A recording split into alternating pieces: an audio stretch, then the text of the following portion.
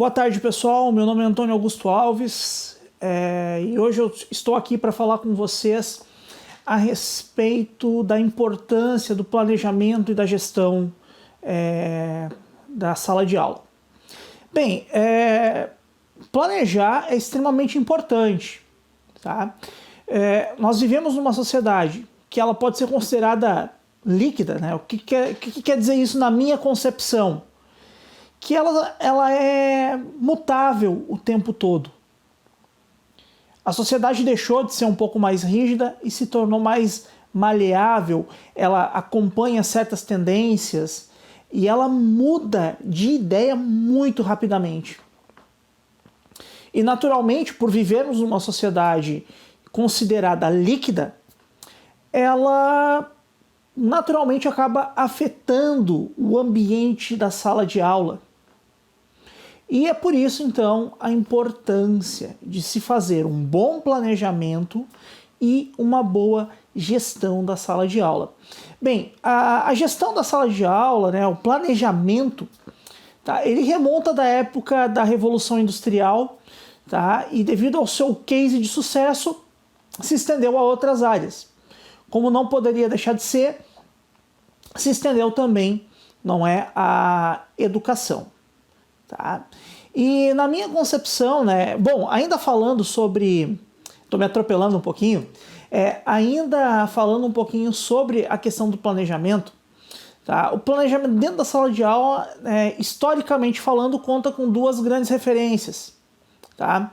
A primeira delas é o Ratio Studiorum, que é um tratado elaborado pelos jesuítas, tá? Que foram, né, as primeiras escolas que surgiram.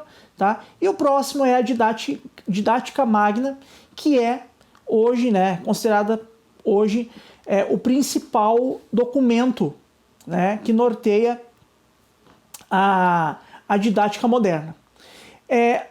Enfim, depois desse pequeno contexto, qual que é a minha concepção, a minha percepção a respeito da gestão e do planejamento em sala de aula?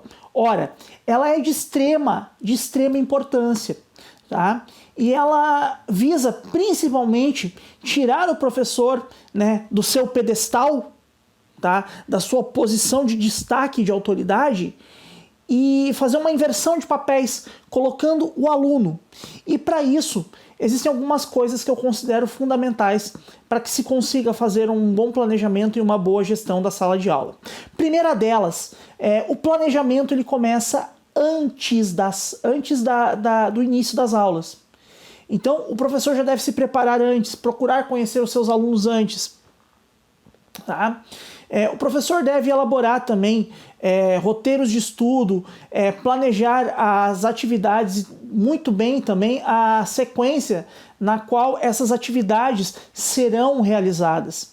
Tá? Outro ponto fundamental, ao meu ver, é que o professor ele deve ter assim, uma gama de habilidades socioemocionais muito grande, ou seja, ele deve saber lidar, tá, com os alunos de forma empática, ou seja, ele deve ter a capacidade de se pôr no lugar do aluno, de entender que as dificuldades que esse aluno tem, tá, enfim, as deficiências que o aluno tem no aprendizado, não são meras deficiências, e sim são problemas a serem resolvidos.